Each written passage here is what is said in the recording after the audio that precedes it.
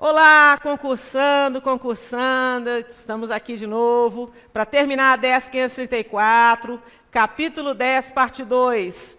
Vamos terminar a parte do artigo 54, que eu comecei na aula passada, e vamos lá, moçada. Continuando, artigo 55.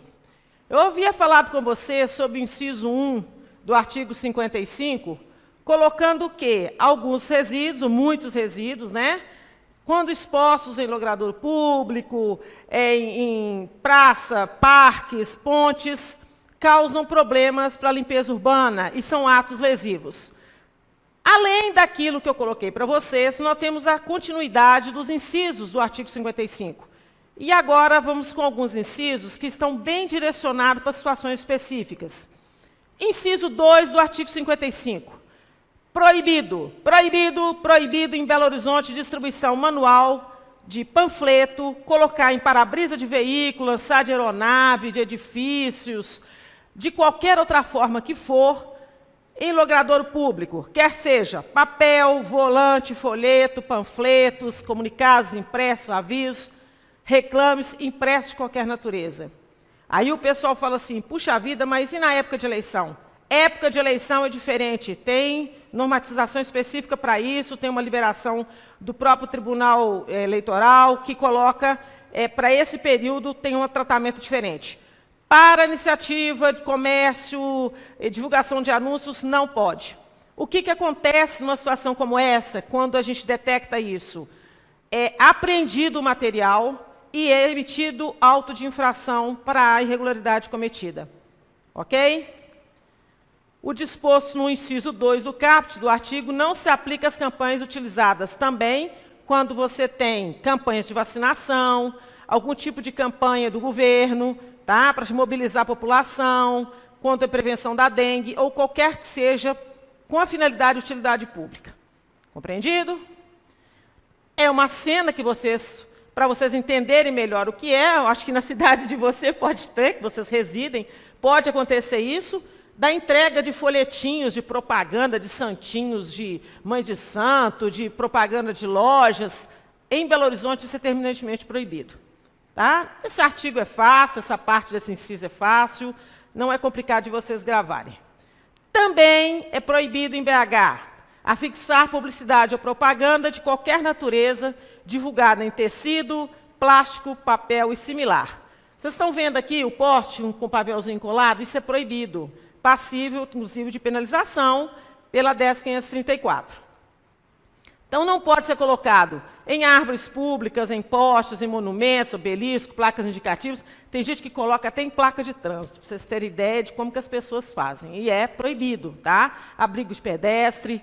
E quando a gente detecta esse tipo de situação, a fiscalização aplica a 10.534, o inciso 3, no artigo 55. Então, os passeios, leitos de vias, logradouros públicos, as pessoas encontram, gente, por incrível que pareça, vários mecanismos para colocar cartazes colados. Então, quando acontece isso, a fiscalização é acionada, ou mesmo numa ação com plano de ação que a gente possa ter na prefeitura, a gente faz esse trabalho preventivo e coibitivo desse tipo de prática. Também, inciso 4º do artigo 55.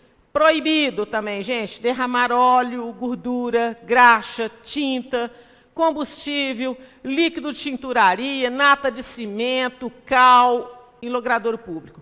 Isso acontece muitas vezes com caminhões que transportam produtos tipo concreto.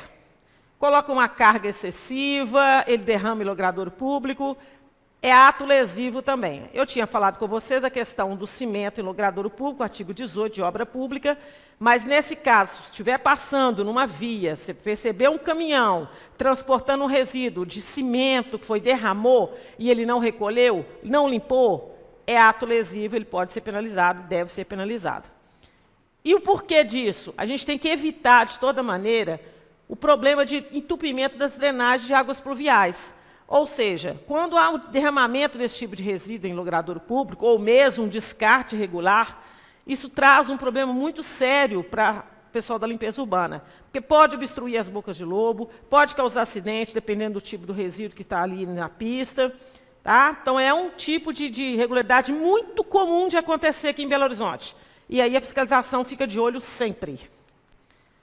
Esse aqui eu coloquei bem assim, né, exagerado, mas é um caso de tinta derramado em corpo d'água. Né? Isso aqui provavelmente é um produto de tinturaria que foi descartado, ou a própria questão de uma ligação clandestina de um esgoto que sendo jogado num curso d'água, alguém chegou lá e derramou, e olha para você ver, que situação que fica, né? Isso aqui em Belo Horizonte é proibido. Essa imagem não é de BH, tá, gente? Já vou deixar avisado aí.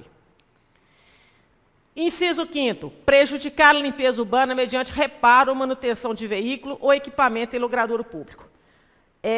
O professor Medina, né, está trabalhando com vocês a postura.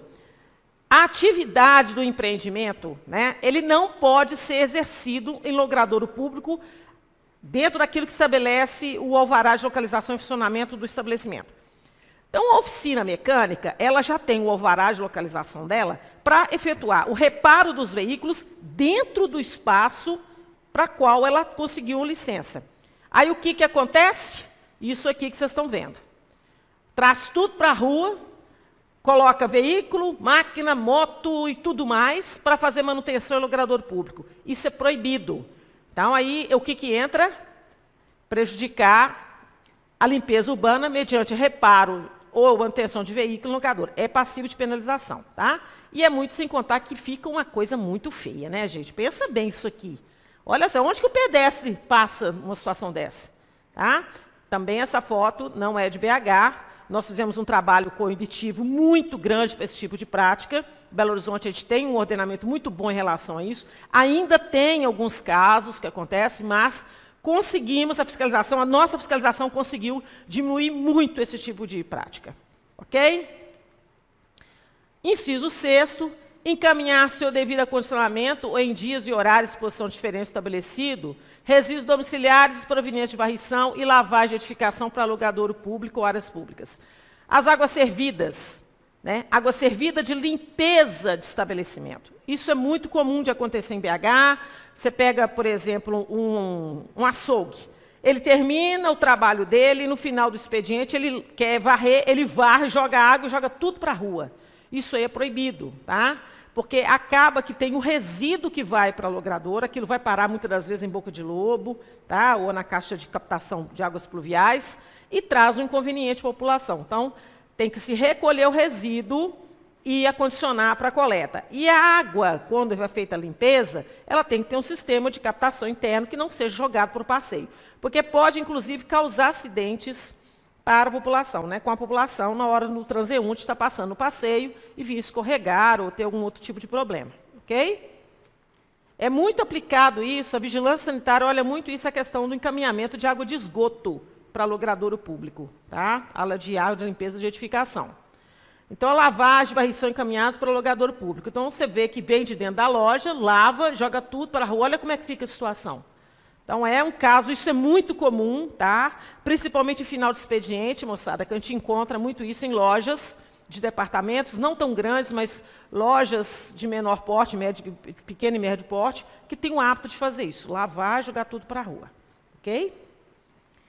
Inciso 7º, obstruir com material de qualquer natureza as caixas pluviais receptoras, sarjetas, valas ou outras passagens de águas pluviais, bem como reduzir sua vazão.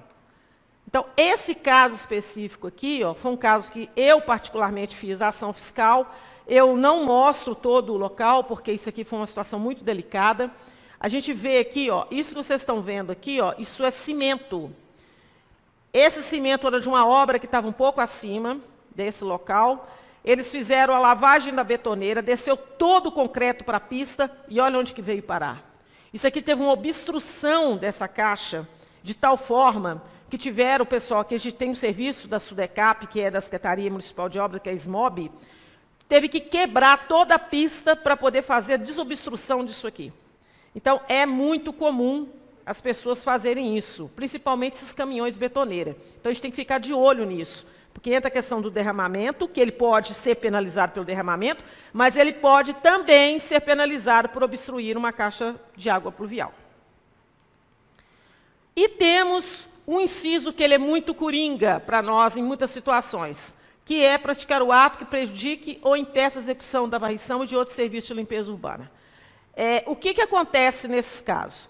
Em algumas situações em que não há nenhuma previsão, que eu falo que a lei, quando, né, o legislador, quando ele constrói essa lei, quando ele faz uma proposta de lei, pressupõe-se que tudo que ele está tentando abarcar naquela legislação referente àquele assunto estão nos incisos.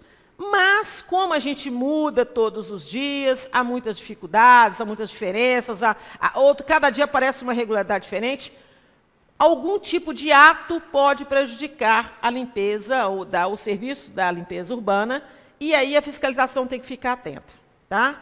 Então, dificuldade do gari que não consegue fazer uma coleta. Ele chega para fazer uma coleta num condomínio, e esse condomínio não deixa o gari entrar para poder fazer esse serviço. Ou ele fazer um devido recolhimento, ou ele chega num local para fazer uma coleta e está trancado, e ele não consegue ter acesso ao resíduo. Isso é ato que prejudica. Então, é uma situação em que a fiscalização é acionada e a gente tem como aplicar a penalização. Combinado? Esse daqui, no inciso 8º, gente, isso aqui é o que me entristece muito. O inciso 8º, que é o 8º, ato lesivo prejudicando o serviço de coleta, tá? Que está justamente aquilo que eu coloquei para vocês. Olha só a situação desse contenedor. Tá? Isso aqui foi utilizado, é um equipamento público, tá? E aí eu vou chamar a atenção de você que está do outro lado. Muita atenção. Nós temos a legislação do município, que é a 10.564, para ações administrativas. Polícia administrativa. Gravem isso, administrativa. Aqui você tem um ato de prejudicar o serviço de limpeza urbana. É um ato lesivo. Combinado? Botou fogo, queimou tudo, destruiu. Mas temos uma outra situação. Olha para vocês verem. Isso aqui é um equipamento público que foi danificado. Isso é crime.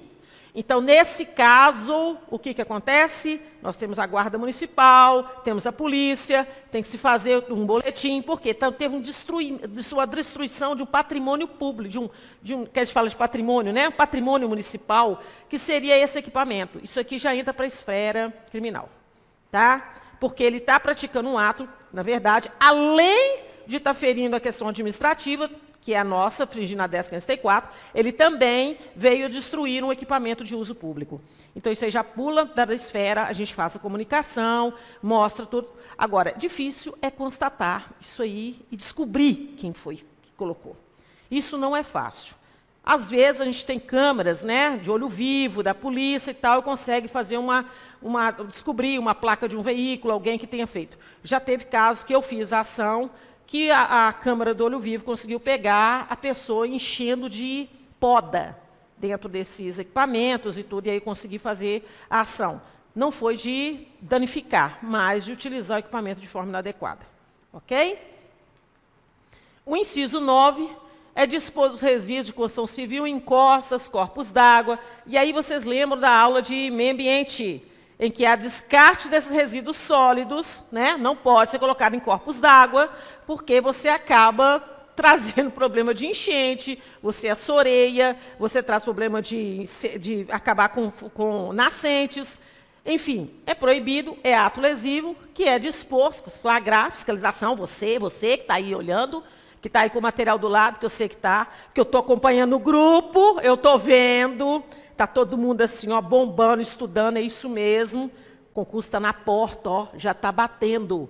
Então, aqui, atenção, dispor resíduos de construção civil em corpos d'água, lote vago, bota fora, não autorizados pelo poder público ou em áreas protegidas por lei. Vocês lembram que eu falei para vocês da questão da disposição em lote vago? Que o proprietário, ele tem que fazer o quê? Ele é obrigado a o quê? A proteger o terreno dele, né? A fiscalizar, a observar para ele não ser usado como local de despejo. Mas você, como fiscal, se constatar alguém jogando resíduo em lote vago, você tem como autuar. Combinado? E aí, olha a situação. Olha só que cena horrorosa. Você vê que, provavelmente, chegam aqui com os carrinhos, carroças e tudo mais, e vão descendo. Olha o curso da água aqui, ó. Isso aqui vai assoreando, isso aqui vai aterrando. Chega um ponto, quando chega o período de chuva, pode acontecer duas coisas. Isso ser tão grande que a água fica represada e alaga tudo, ou isso vai ser arrastado, que é o mais comum de acontecer. Isso vai ser levado pela água e vai assorear ao longo desse curso d'água. Chega um ponto que esse córrego está totalmente assoreado. Então, é uma situação grave, se for constatada, também é passível de penalização. Queimar resíduos a céu aberto ou em recipiente, instalações ou equipamentos não licenciados para essa finalidade, salvo em caso de decretada emergência sanitária, desde que autorizada pelos órgãos competentes. Aqui em Belo Horizonte, nós tivemos uma situação, há uns anos atrás, que foi complicada, foi aquela infestação que teve do caramujo africano, né? O fulica. Ele ocupou praticamente todos os córregos de Belo Horizonte, de um crescimento, uma coisa absurda. E aí a prefeitura teve que fazer uma ação emergencial, sanitária inclusive, para recolhimento desses caramujos e destruição térmica. Porque esse caramujo, ele é tão, digamos assim, esperto, que se você fizer um aterramento, por assim dizer, abrir um buraco, jogar lá dentro, tampar, é bem capaz dele conseguir sair, de tão resistente que ele é. Então, teve uma ação de queimar o material e tudo, mas foi feito por uma empresa licenciada, que forneceu equipamento, acondicionou esses caramujos e levou para a incineração. O que acontecia uns anos atrás em BH é que as pessoas tinham, em alguns locais, alguns pseudos incineradores. Isso é coisa antiga. Hoje em dia a gente não encontra isso mais. Então, assim, o que existe é pessoas ainda nos bairros que podem fazer de, né, juntar o lixo e tacar fogo. E aí não pode, isso é proibido. Está previsto aqui, ó, queimar resíduos a céu aberto. Então, não pode, se vocês constatarem. E tem, tá, gente? Tem denúncia. De, minha vizinha todo dia varre o terreiro dela aqui e faz um monte de folha e põe fogo. Não pode. Isso é queima de resíduo. Então, é complicado, mas a gente tem como fazer algum tipo de ação. Ok? Aí o ato lesivo, queimando lixo a céu aberto, né? No interior isso é muito comum, porque às vezes não tem uma coleta pública, não dispõe de um serviço de recolhimento, aí o pessoal tem o hábito de queimar, que é errado, né? Deveria ser estendido a todas as regiões, né, dentro dos municípios, o serviço de coleta disponibilizar para a população. Mas nem sempre isso é possível ou não é realizado. E aí as pessoas lançam mão de colocar fogo. Mas aqui em BH isso ainda acontece, mesmo tendo coletas ou diárias, dependendo do bairro, ou coletas alternadas. E aí a fiscalização, você como fiscal, provavelmente vai ser acionado. Obstar, retardar ou dificultar a ação fiscal de limpeza urbana. Isso aí é o nosso. Não. Isso aqui, gente, é muito sério. O que acontece? Eu estou brincando, mas isso aqui é muito sério. Quando a gente vai fazer uma ação fiscal, eu vi no grupo as pessoas perguntando e colocando essa questão. O fiscal já foi agredido, o fiscal já passou algum tipo de violência? Eu lembro que alguns colegas, alguns professores pontuaram sobre isso. É exatamente aquilo que eles falaram. Gente, o fiscal, na hora de fazer a ação, ele tem que, primeira coisa que ele tem que prestar atenção, ele está imbuído de um papel de polícia administrativa, que não é uma brincadeira, é uma coisa muito séria. Então, na hora que você vai fazer uma ação, você tem que chegar dentro do princípio da legalidade, daquilo que você vai aplicar, o que você vai fazer, você tem que estudar a situação primeiro, para saber qual dispositivo legal pode estar sendo transgredido.